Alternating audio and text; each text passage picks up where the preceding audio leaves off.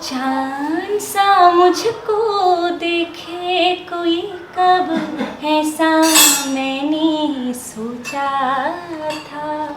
हाँ तुम बिल्कुल वैसे हो जैसा मैंने सोचा था।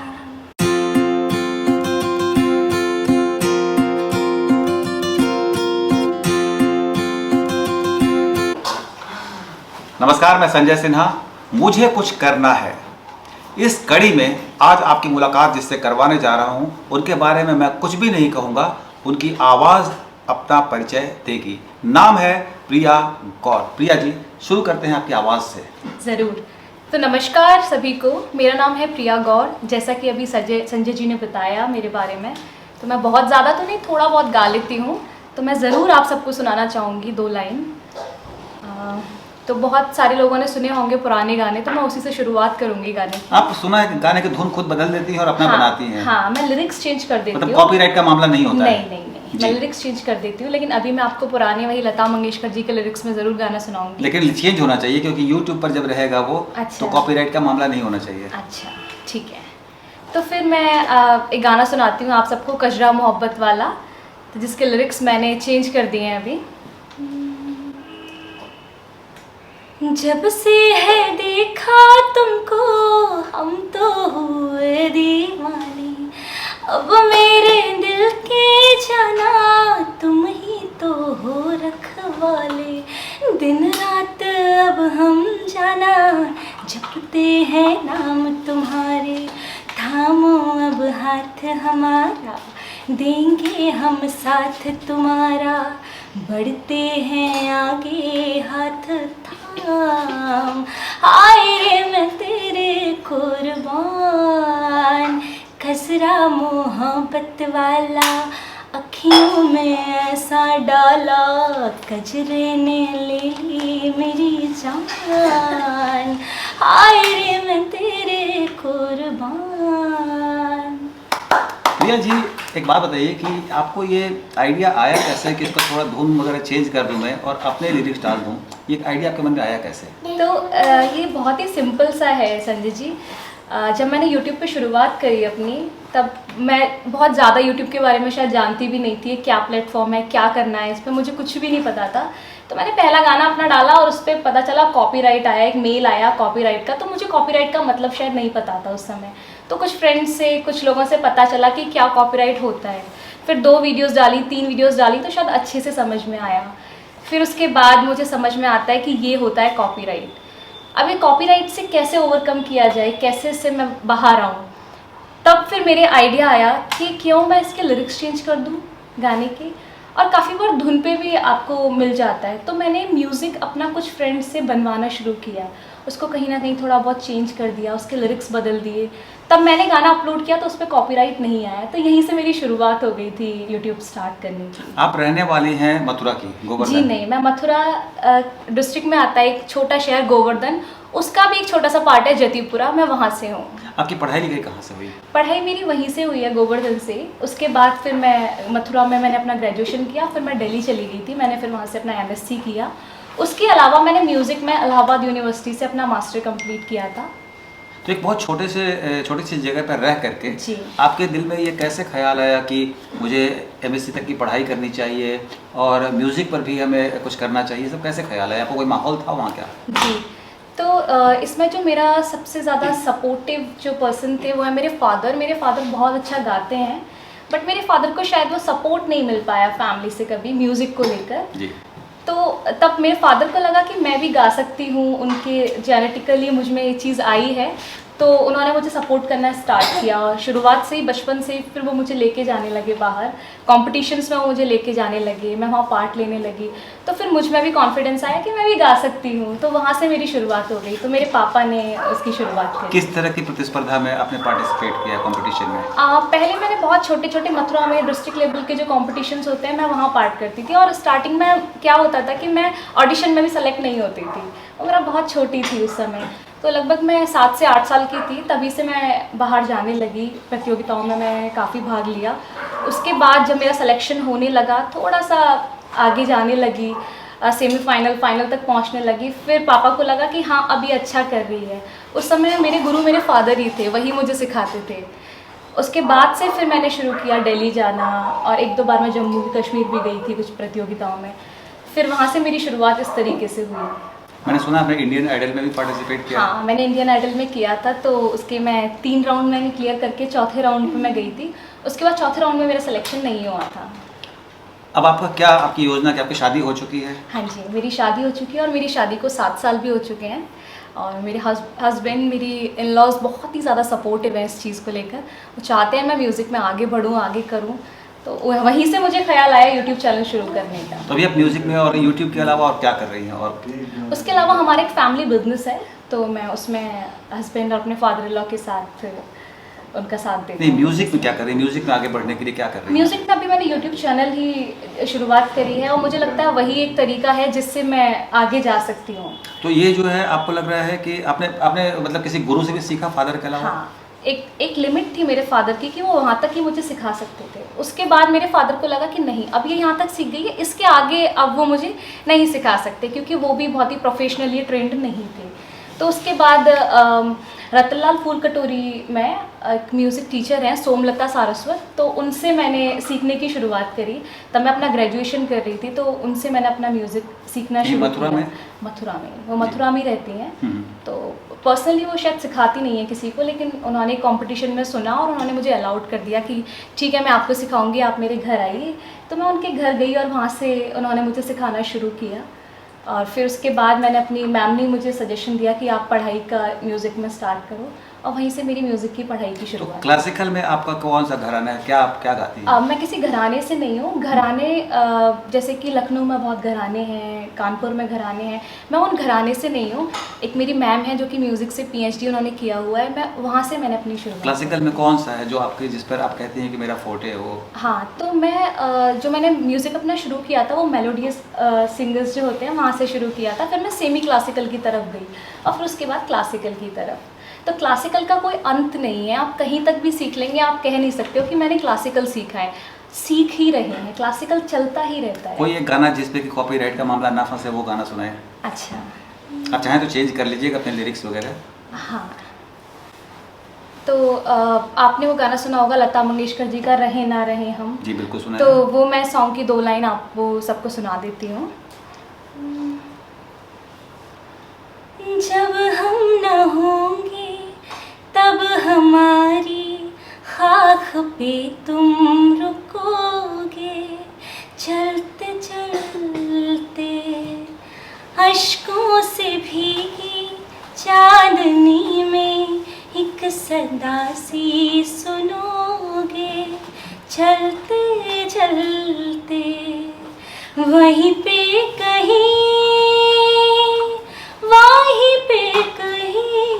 हम तुमसे मिलेंगे, बनके कली बनके सबा बागे वफा में, रहे ना रहे हम महका करेंगे, बनके कली बनके सबा बागे वफा में, रहे ना रहे हम।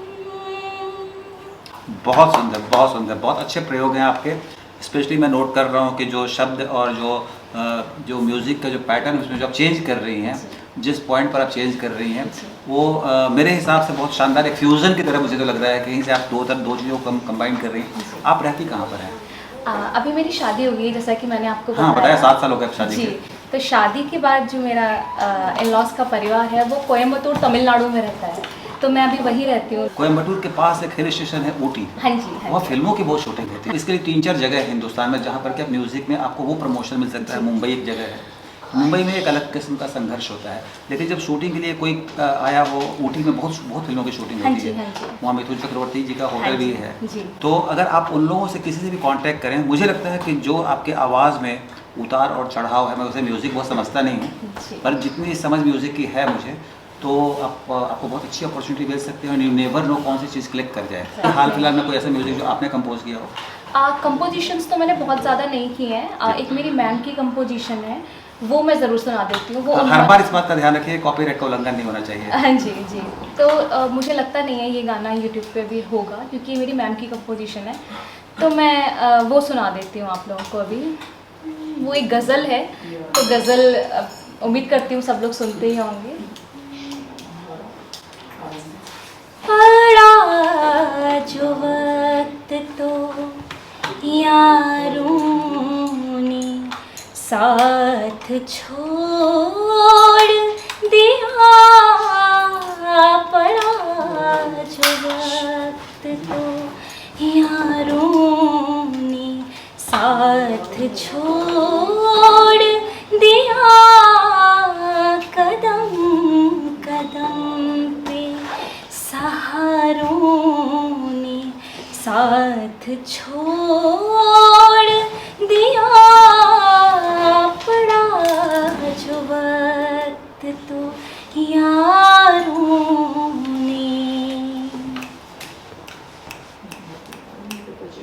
नकाब थी कि निगाह हमारी उठ न सकी, नकाब थी कि निगाह हमारी उठ न सकी, निगाह उठी तो नज़ारों ने साथ छोड़ दिया, कदम कदम पे सहारों ने साथ छोड़ दिया, पड़ा जो वक्त तो यारों ने।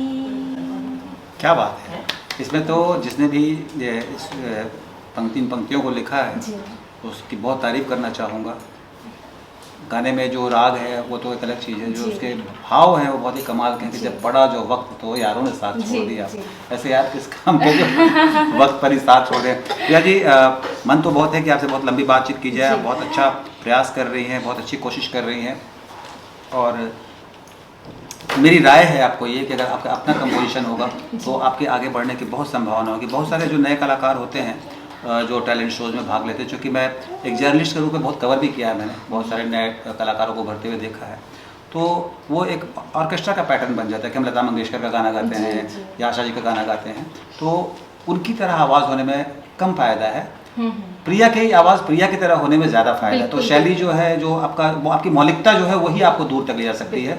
कॉपी में आपको बहुत कम दूरी तय करने का मौका मिलेगा। तो आप, मैं देख रहा हूँ कि आप ये प्रयोग बहुत अच्छी तरह से कर रही हैं और बहुत सावधानी बरत रही हैं अपने गाने में। आपके हर शब्द को मैं बहुत ध्यान से समझने की कोशिश करता हूँ। तो इस इंटरव्यू में कुछ आप अपनी तरफ संदेश देना चाहेंगी उन लोगों को जो संगीत की दुनिया में आने की कोशिश करना चाहते हैं?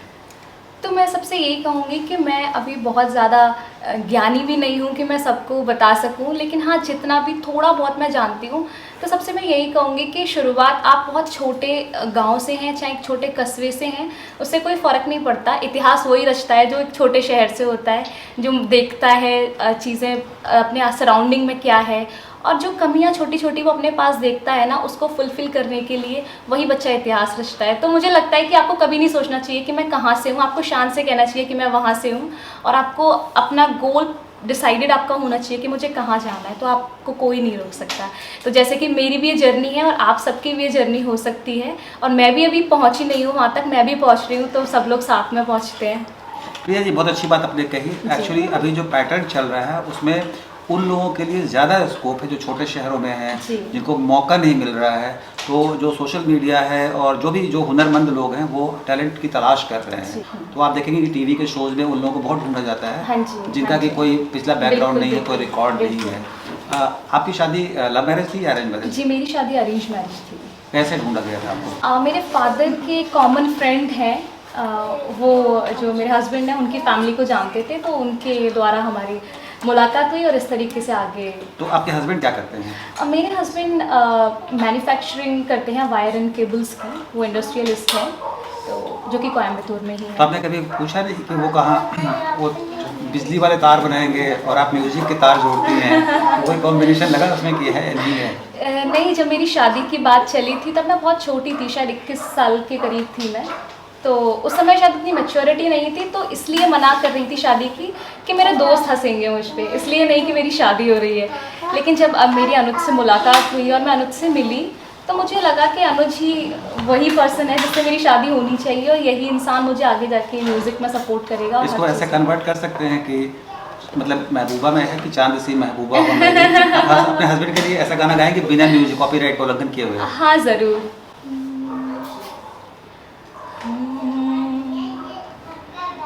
चांद सा मुझको देखे कोई कब, ऐसा मैंने सोचा था।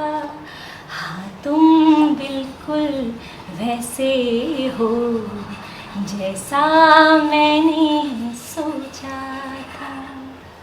क्या बात है! तो आपने बहुत अच्छा गाया, बहुत अच्छा गुनगुनाया। जी। और मैं ईश्वर से प्रार्थना करता हूँ कि आपको खूब कामयाबी मिले, खूब तरक्की करें, और जितनी आप मेहनत कर रही हैं, जितनी शिद्दत से कर रही हैं, उसमें यकीनन किसी न किसी की नज़र आप पर पड़े। आप बहुत हुनरमंद हैं, खूब तरक्की करें। इसी दुआ के साथ आपसे मैं विदा लेना चाहता हूँ अभी, और जल्द मिलेंगे, फिर मुलाकात होगी। Wish you all the best. Thank you so much, thank you. Sanjay Sinha आपके लिए लाते हैं सितारों की कहानी। आसमान में टिमटिमाते सितारों की कहानी नहीं, हमारे घर परिवार, हमारे आसपास बिखरे सितारों की कहानी। उन लोगों की कहानी जिनकी कहानी अनसुनी रह जाती है। जी हाँ, मेरी कोशिश हर बार यही रहेगी कि हम उनकी कहानी लेकर आपके पास आएँ जिनकी कहानी सुनानी चाहिए और कोई सुनाने वाला नहीं है। अभी के लिए दे इजाज़त, फिर मिलेंगे। नमस्कार।